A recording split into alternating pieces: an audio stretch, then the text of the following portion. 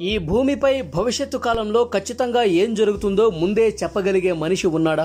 ఆ మనిషికి ఈ భూమిపై 3వ ప్రపంచ యుద్ధం ఎప్పుడు జరుగుతుందో తెలిసి ఉంటుందా? 2024లో భారత ప్రధానిగా ఎవరవుతారు? ఒక భవిష్యవాణి వక్త నరేంద్ర మోదీ గారు భారత ప్రధాని అవుతారని ఎప్పుడో చెప్పారు. భవిష్యత్తులో భూమిపై మొత్తం నీరే ఉంటుందా? ప్రపంచంలో ఏ దేశం నీటిలో మునగకుండా చివరి వరకు మిగిలుంటుందా? ఈ విషయాలన్నీ ముందే తెలిసిన ఆ భవిష్యవాణి వక్త ఎవరు? అతను భారతదేశ భవిష్యత్తు గురించి కూడా స్పష్టంగా చెప్పాడు. మనం ఈ వీడియోలో ఈ విషయాలకు సంబంధించిన అన్ని వివరాల గురించి స్పష్టంగా తెలుసుకుందాం.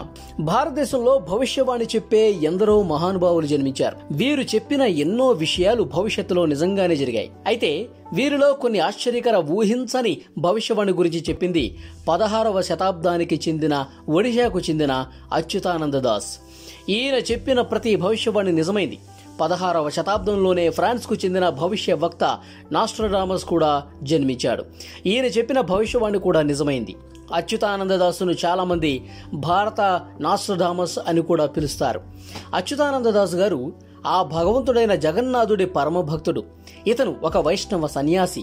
ఒడిశాకు చెందిన భవిష్యవాణి చెప్పే 5 ప్రముఖులు అయినటువంటి అచ్యుతానంద దాస్, ఆనంద్ దాస్, జశ్వంత్ దాస్, జగన్నాథ్ దాస్, బలరాం దాసులు భవిష్యవాణి చెప్పే పంచశాఖగా ప్రసిద్ధి పొందారు.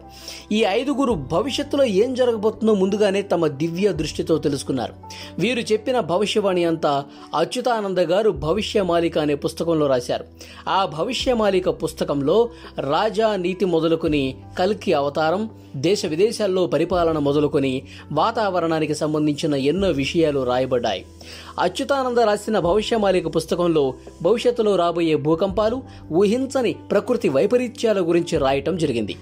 ఈ భవిష్యమాలిక గ్రంథంలో రాసి ఉన్న విధంగానే యూరప్కు చెందిన జనాభా దాదాపుగా 80% మేర తగ్గిపోయింది.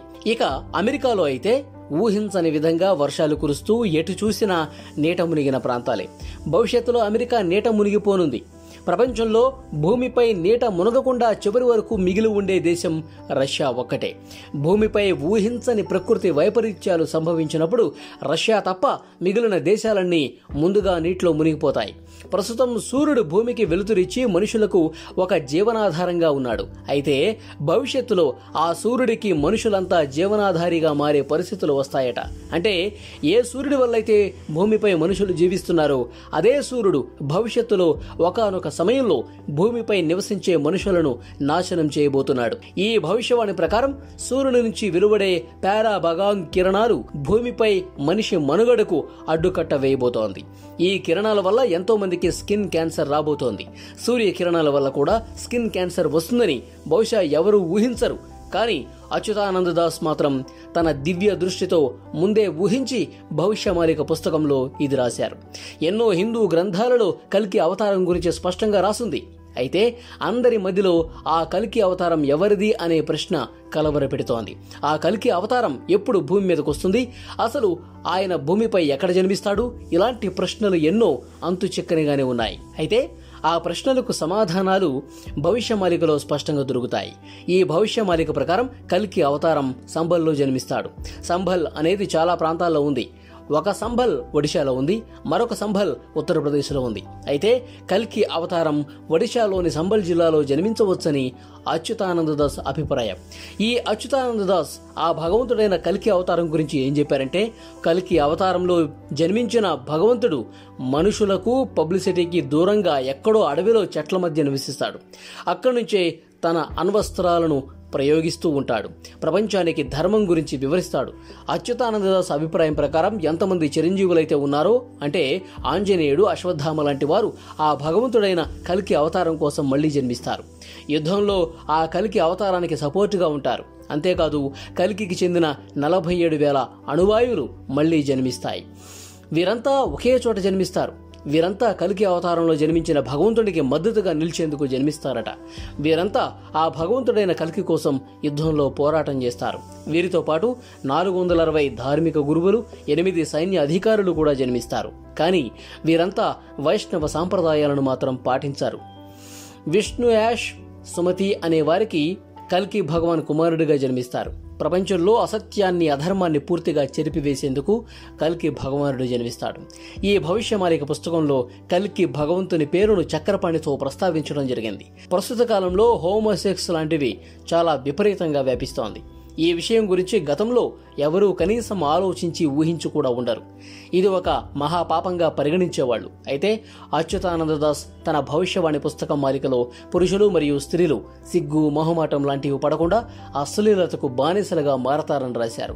పురుషులు పురుషులతో ప్రేమ బాంధవ్యాలు, శారీరక సంబంధాలు పెట్టుకుంటారు. స్త్రీలు స్త్రీలతో ప్రేమ బాంధవ్యాలు, శారీరక సంబంధాలు కొనసాగిస్తారు. పైగా ఇలాంటి వారిని సమాజం కూడా సమర్థించడంతో పాటు మద్దతుగా నిలుస్తుంది. అచ్యుతానందదాస్ చెప్పిన భవిష్యవాణంతా ప్రస్తుతం కళ్ల ముందు జరుగుతోంది. స్త్రీలు స్త్రీలను వివాహం చేసుకుంటే పురుషులు పురుషులను వివాహం చేసుకుంటున్నారు. ఇలాంటి వాటికి సమాజం కూడా అండగా నిలుస్తోంది. క్రైమ్, గుండాగిరి, అసత్య పలుకులు ఇలాంటివన్నీ దారుణంగా పెరిగిపోతాయి. చాలా మంది అమాయకులను భయపెట్టి దోచుకుంటారు. ఎవడైతే అందరిని ఎదిరించి భయపెడతాడో అతడే నాయకుడు. ప్రస్తుత కాలంలో ఎవరైతే అమాయకులు ఉంటారో వారిని భయపెట్టి వారి మీద పెత్తనం చేస్తున్నారు. ఒకానొక సమయం వస్తుంది. ఆ సమయంలో చాలా మంది మనుషులు ధర్మ మార్గాలకు వ్యతిరేకంగా జీవిస్తారు. ధర్మాన్ని పాటించి జీవించే వారిని నరకయాతనకు గురి చేస్తారు. వారిని రామభక్తి నుండి కూడా దూరం చేస్తారు. క్రమక్రమంగా ఆ ఈశ్వరుని పూజించే భక్తుల సంఖ్య తగ్గుతుంది. పెద్దవారిని గౌరవించకుండా వారి పట్ల అసభ్యంగా ప్రవర్తిస్తారు. పెద్దలను ఎవరూ గౌరవించరు. పండిత పూజారుల వద్దనే డబ్బులు దోచుకుంటారు. తమ శక్తులను అధర్మ మార్గంలో ఉపయోగిస్తారు. ఈ విషయాలన్నీ కూడా అచ్యుతానందదాస్ గారు తాను రాసిన భవిష్య మాలికలో స్పష్టంగా ప్రస్తావించారు. ఇవన్నీ ప్రస్తుత సమాజంలో మన కళ్ల ముందు జరుగుతూనే ఉన్నాయి. సత్య యుగంలో మహాప్రళయం అగ్ని రూపంలో వచ్చింది. ఆ సమయంలో తన భక్తులను సంరక్షించడం కోసం శ్రీ మహావిష్ణువు మత్స్య అవతారం ఎత్తాడు. ఆ తర్వాత త్రేతాయుగంలో లంక పూర్తిగా నీటిలో మునిగిపోయింది. ద్వాపర యుగ అంతంలో భగవంతుడైన కృష్ణుడి ద్వారా ఏర్పడిన ద్వారకా నగరం పూర్తిగా సముద్రంలో మునిగిపోయింది. వీటన్నింటికీ సంబంధించిన భవిష్యవాణి భవిష్యమాలికలో స్పష్టంగా ఉంది. కలియుగం అంతిమ దశకు చేరుకున్నాక ఆ జగన్నాథపురం పూర్తిగా సముద్రపు నీటిలో మునిగనుంది. భవిష్యమాలిక గ్రంథంలో మరొక ఆశ్చర్యకరమైన విషయం గురించి రాసింది. ఆ భగవంతుడైన బలరాముడు పరశురాముడితో ఏం చెప్పాడంటే, కలియుగంలో మనుషులు ఎదుటివారిని ప్రేమించటం, సహాయం చేయటం లాంటివి చేయరు. ప్రతి ఒక్కరూ స్వార్థపూరితంగా ఉంటారు. ప్రతి ఒక్కరూ కేవలం డబ్బుకు మాత్రమే విలువిస్తారు. భార్య, కొడుకు, కూతురు, తండ్రి లాంటి బంధుత్వం కంటే డబ్బుకే అధిక ప్రాధాన్యత ఇస్తారు. క్రమంగా పాపాలు పెరుగుతూ పోతుంటే కలియుగం అంతరించిపోయే సమయం దగ్గర పడుతూ వస్తుంది. కలియుగ అంతంలో భూమి భయంకరమైన ఒక అగ్నిగుండంగా మారుతుంది. భూమిపై నేల పూర్తిగా బీటలు వారుతుంది. సముద్రం నలువైపుల నుంచి భూమిని ముంచేస్తుంది.